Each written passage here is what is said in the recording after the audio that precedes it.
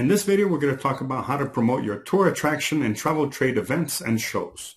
Let's hop over to the center of our mind map for travel marketing strategies and tactics for tourist attractions and experiences. Before I continue, click below to subscribe to this channel so you can get all the tips related to how to promote your tourist attraction. So let's continue. And what we're going to be talking about is a business-to-business type marketing effort. And here it is. Travel, trade, events, and shows. So first, let's talk about who the players are. This would be World Travel Market in London and also in Latin America and some other countries. International Tourism Bourse, which is ITB Berlin, and also in China.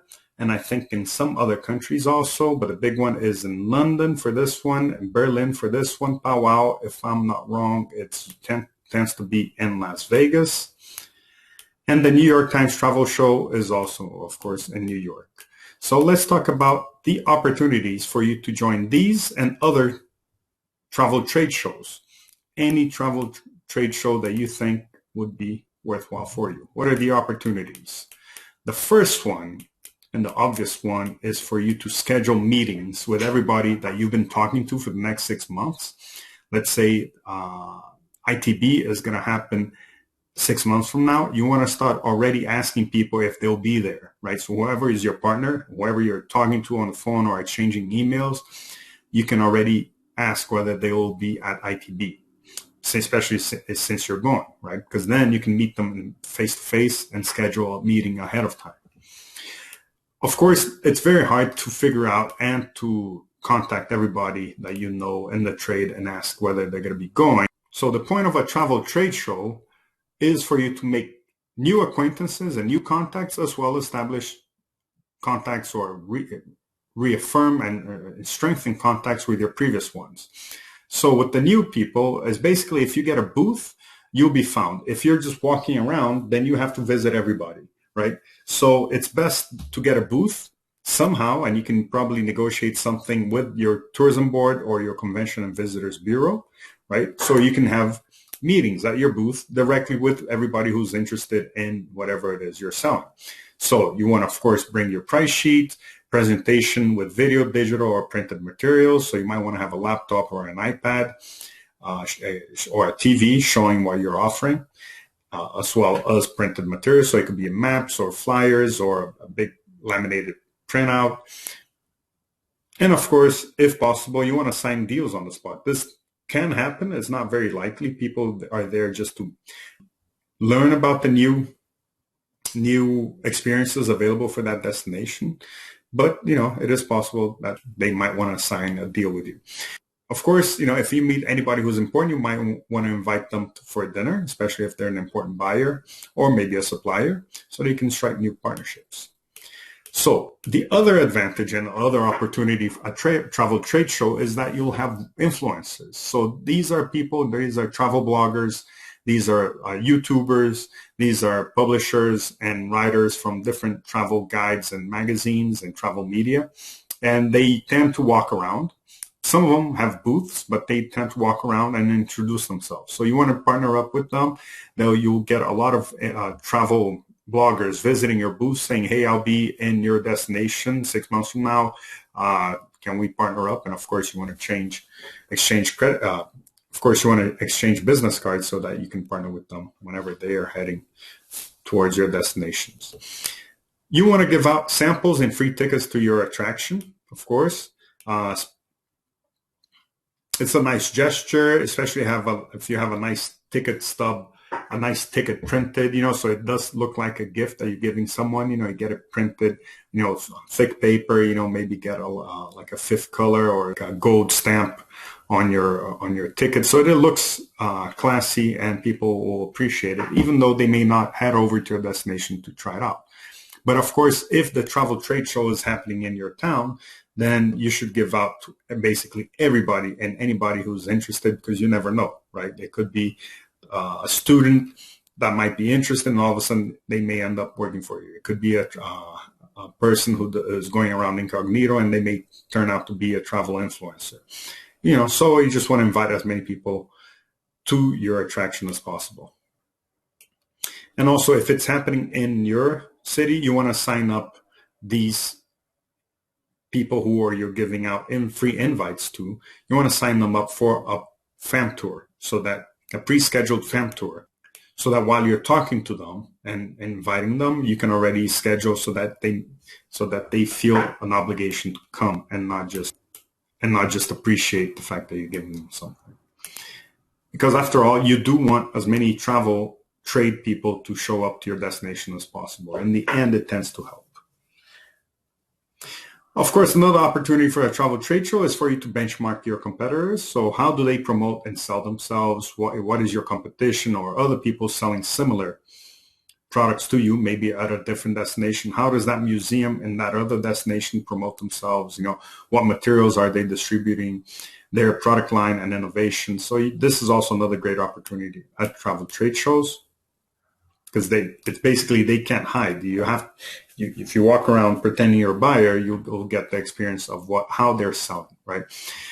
Discover new travel trade show and how to participate via someone else's booth. So this is important, right? So your CVB or your tourism board may be going to a trade show, and if they're not going, then you may want to see whether it's worthwhile for you to go, because maybe they already did a little research and the market and the availability and the type of visitorship that travel trade show gets.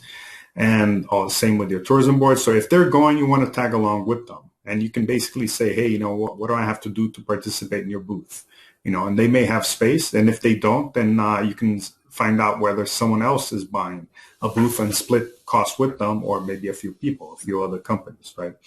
Sometimes it's your nationwide tourism board. So sometimes it's Austria Tourism and not just Vienna Tourism or Vienna CVB. So, of course, you want to touch base with all these and see if they're going. And if they're not, then maybe your travel association is going.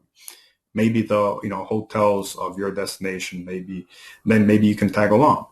Even though you're a tour attraction, you might want to see if you can tag along and split the cost. They may be interested in having another company participate and alleviate the cost of participating in a travel event.